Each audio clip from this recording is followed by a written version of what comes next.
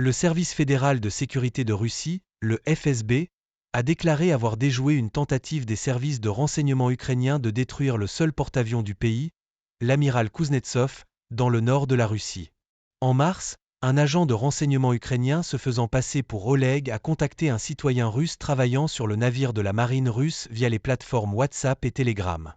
Oleg a offert une grande récompense et une possibilité de voyager à l'étranger en échange de la réalisation d'un attentat terroriste sur le navire, a déclaré le FSB.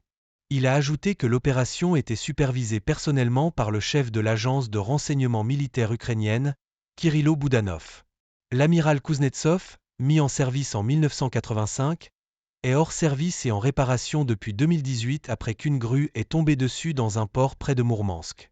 En juillet 2023, les médias d'État russes ont rapporté que le navire pourrait réintégrer la flotte d'ici la fin de l'année. Cette accusation intervient quelques jours après que le FSB a déclaré avoir empêché une tentative de l'Ukraine de recruter un pilote russe pour détourner un bombardier stratégique supersonique Tu-22M3.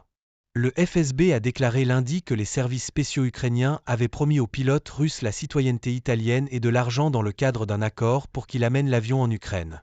Par ailleurs, le FSB a annoncé mercredi avoir déjoué une tentative d'assassinat de hauts fonctionnaires du ministère de la Défense à Moscou.